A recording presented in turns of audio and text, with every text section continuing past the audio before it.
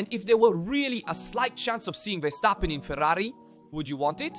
In today's video, we look at how Vasseur responded to accusations of replacement with Christian Horner. What could be the future scenario for Ferrari? Seeing Christian Horner in red or seeing Max Verstappen in red?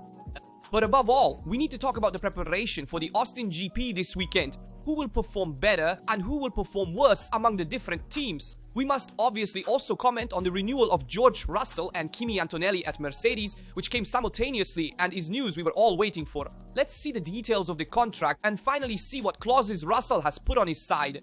Before we start, please leave a supportive like, and now let's see everything in detail.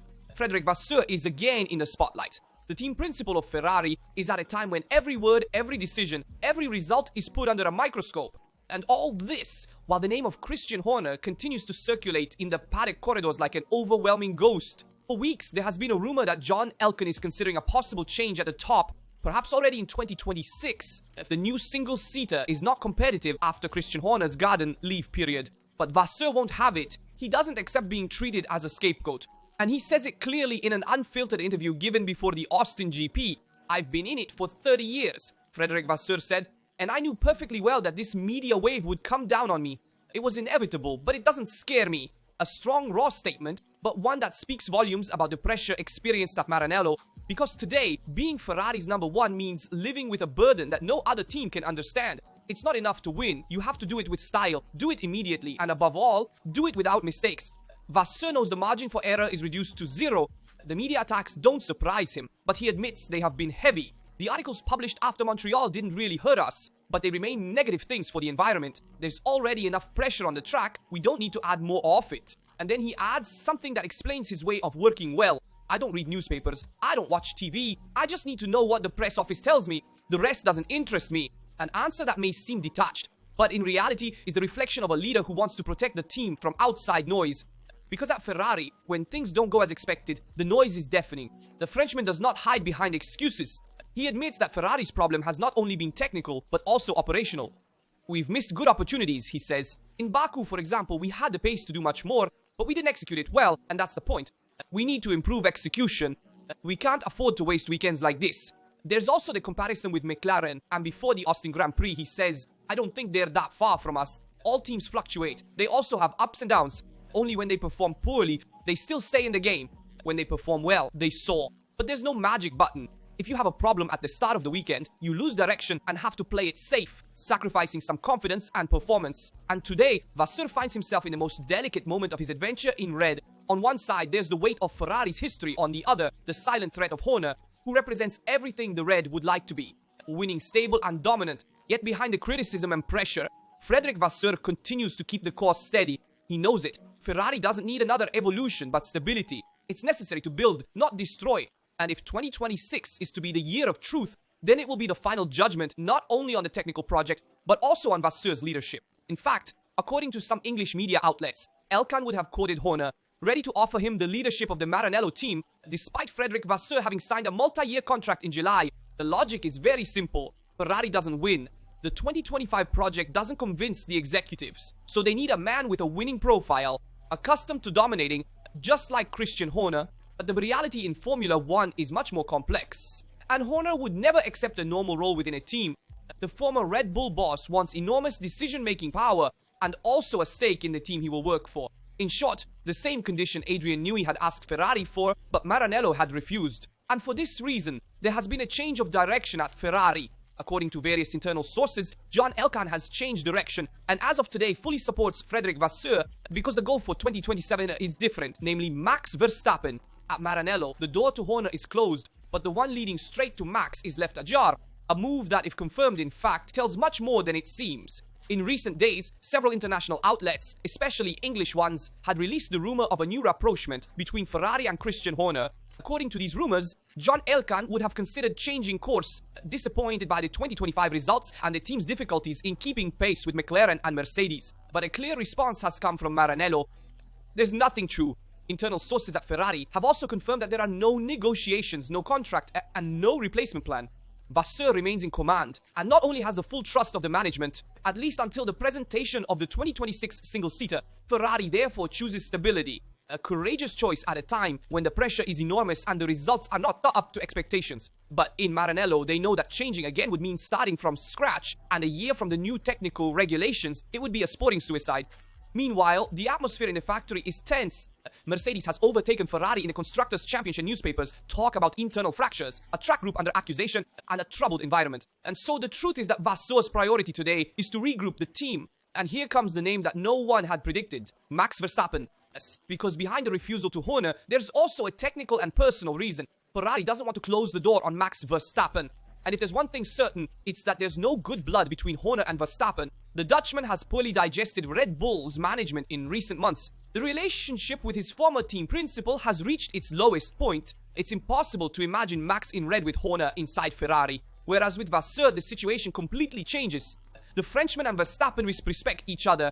Frederic Vasseur is a pragmatic manager with a sober style far from political games. Exactly the type of figure with whom Max Verstappen could work if he ever decides to leave Red Bull after 2026. And beware, it's not science fiction. At the end of 2026, Verstappen will have an exit clause from the contract, and if the Red Bull project should lose competitiveness with the new rules, every top team will queue up. Mercedes has the priority at the moment, but Ferrari is not excluded either. And this is where Elkan's choice becomes clearer. Confirming Vasseur is not just a choice of continuity, it's also a strategic move with a view to 2026. Because if the prancing horse could present itself to Max with a finally competitive car and a stable team, the opportunity would be real. And what about Christian Horner? Well, the truth is that his arrival would have been a complex and probably also inconvenient affair, not only because of the financial demands and also the conditions of being a shareholder of the team. Besides, we're talking about 2.5 times Vasseur's salary. Horner, like Toto Wolff, wants a total role. Decision-making power, complete autonomy, and above all, an ownership stake in the team. But Ferrari doesn't work like that. It has never been a corporate team in the Anglo-Saxon sense of the term. It's a hierarchical structure directly controlled by the Maranello board. And a Horner master in someone else's house would never fit into that system. For this reason, the idea of Christian Horner has been discarded. And as of today, in Maranello, they talk about the future with continuity on Vasseur, but above all, a hypothesis of Max Verstappen in Ferrari in 2027. The priority today is to build a stable, competitive team ready to welcome a top driver if the right spot becomes available. Because ultimately, behind the no to Horner, there's something bigger. There's a Ferrari that wants to build and not react, and perhaps for the first time in a long while, is planning a long-term move. And on Charles Leclerc's birthday, who turns 28 today, the future of Ferrari and its drivers is put into question. Because one between Charles Leclerc and Lewis Hamilton should make room for Max Verstappen. The most likely idea is that of Lewis Hamilton, who will be replaced by Max Verstappen. But of course, we know that Max only goes to teams that are truly competitive. So, if he should leave Red Bull, he would go to the most competitive team at that moment. If Ferrari isn't, well, even the idea of Max Verstappen would vanish. And pay attention also to the words of Alessandro Benetton, who spoke out on the leadership at Ferrari. In fact, the former president of the Benetton Formula One team wanted to share his views. Indeed, on the occasion of the release of the documentary dedicated to the 30th anniversary of Benetton Formula's triumphs, Alessandro Benetton spoke out on the successes of Michael Schumacher and the small Italian team that managed, against all odds, to beat the giants of Formula One until winning the world title in 1995. Benetton did not only speak out on memories of the past, but also talked about the present, especially Ferrari's crisis. He said, "There are times when you can't create the necessary discontinuity to move forward. The Orientals say that when a plant stops growing, it dies. And it's a phrase referring to the Maranello team. Because as of today, Ferrari seems to be precisely in that phase. A team that no longer grows, that doesn't find that vital push to change pace and reinvent itself." And so he was asked what he would do if he were in the shoes of Ferrari's president. And Benetton responded diplomatically, "It's too difficult a question. I haven't been closely involved in that moment in recent years. But I think that companies, in times of crisis, must be able to identify leaders capable of making a difference with their energy, just as Michael Schumacher did in Ferrari. A man who was not only a great driver, but an energy catalyst. And so what is missing in Ferrari is a man who transforms a group of talents into a winning team. A contagious leader capable of uniting and motivating." And Benetton also quoted a historic joke by Gianni Agnelli. When Benetton Formula started winning, the lawyer, with his usual irony, said, "How is it possible that people who make sweaters are better than us at making Formula One cars?" A phrase that years later Alessandro commented on like this: "It's the courage of change. When you have nothing to lose, you take more risks. But when you have a name and a tradition of successes behind you, the fear of making mistakes becomes a cage." And it's a very powerful reflection, because it's exactly the trap Ferrari seems to have fallen into today. The cage of tradition. There's too much fear of change, too much caution in risk, and too much attachment to a story that now weighs more than it inspires. And so Ferrari must aim for Max Verstappen in 2027 because he is the leader who can focus the work group and could turn Ferrari around, bringing it to fight for the title finally with a competitive car. It's a move that one must prepare well in advance. And now that Toto Wolff has renewed both George Russell and Kimi Antonelli, Ferrari must try to aim for Max Verstappen. But be aware that Toto Wolff will still aim for Verstappen in the coming years. So Mercedes will remain a rival to Ferrari even in the driver market. But let's talk a bit about Austin and see how the teams are preparing for this race weekend. Since last year's Austin double with Leclerc ahead of Sainz, Ferrari seems like an eternity has passed. Yet it was only 12 months ago that Ferrari seemed ready for a leap in quality, whereas today it seems stuck, not so much technically as in execution.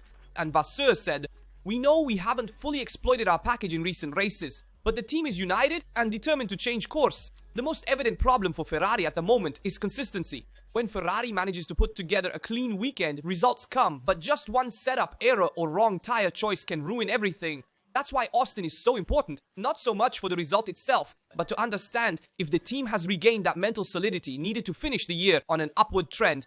Vasseur knows it and says it openly. Miracles aren't needed, precision is. Precision in setup choices, strategy, and pit stops. It's necessary to regain the clarity the team had at the beginning of the season. And above all, tranquility is needed at a time when the press continues to talk about technical and political crises. And Austin isn't just another race. In fact, for Red Bull, it's the moment of truth. After months of ups and downs, after many questions about the competitiveness of the RB21, the United States GP comes with a total stress test, technically, strategically, and mentally. Because the Austin track, with its mix of slow curves, fast sections, and endless straights, doesn't forgive. And this time, Red Bull can't afford to make mistakes.